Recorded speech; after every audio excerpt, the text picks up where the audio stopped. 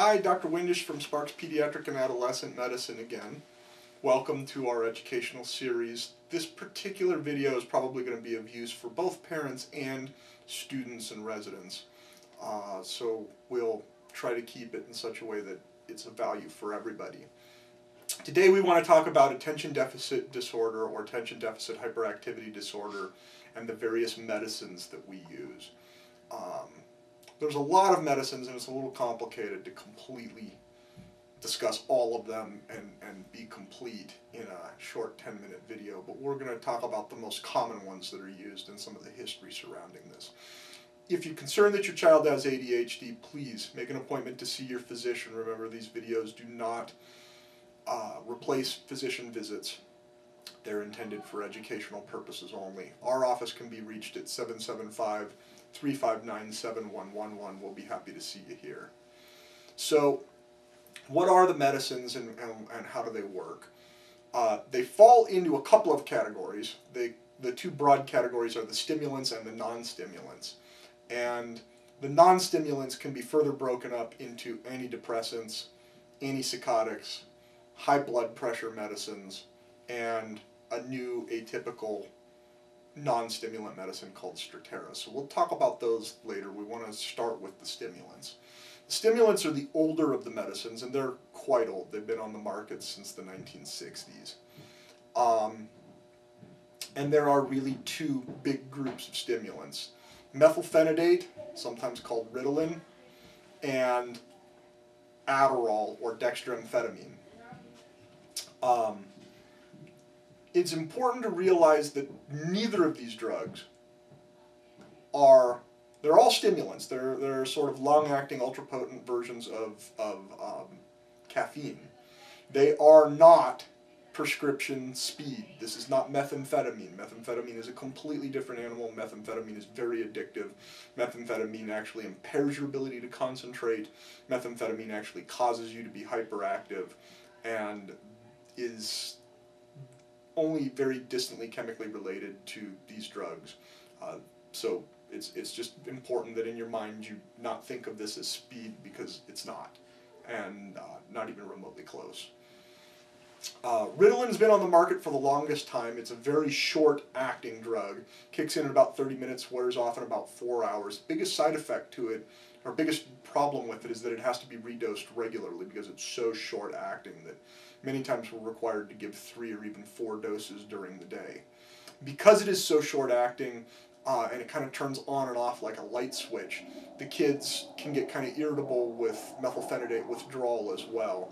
And so slowly tapering off the drug with subsequently lower doses often helps make things a little bit easier and make the kids a little less irritable. There are now new long-acting forms of methylphenidate on the market, something called Ritalin LA, something called Concerta, something called Metadate CD. These drugs all provide nice, even drug levels in the blood and in the brain for many hours, and many times allow us to get by with 1 or 2 doses of drug a day.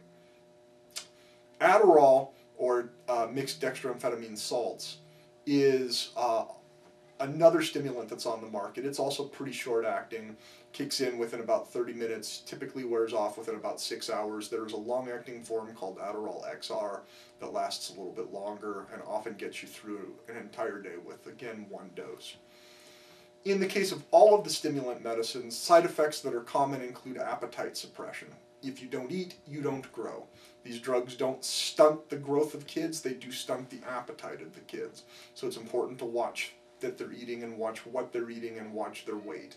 As long as they're gaining weight, they will gain height appropriately, and this won't interfere with that. There have been a few case reports that Adderall in particular has been associated with myocardial infarction or heart attack. That's not been well borne out by research in this country. There are some people who recommend doing an EKG prior to starting these drugs. However, the American Academy of Pediatrics does not currently recommend that. These drugs, if taken too late in the afternoon, can cause insomnia because they are similar to caffeine, and if you're sensitive to that, you need to watch the child's sleep pattern. And if that becomes an issue, we maybe need to fine-tune the drugs or look at something else to help with sleep. We also, if you're having significant sleep difficulties, need to entertain the possibility that the real diagnosis is not ADHD but something else. that may be impairing your sleep, or that you have concurrent or simultaneous insomnia as a disease. As far as the non-stimulants, we've used certain old-fashioned blood pressure drugs for years, something called Catapress and its close cousin Tenex. There's now a new long-acting form of Tenex on the market that also helps to take some of the edge off. This can be used both for sleep problems associated with ADHD or the medicines, or for kids who need add-on therapy because the stimulants weren't sufficient. It's very rare that these drugs work alone.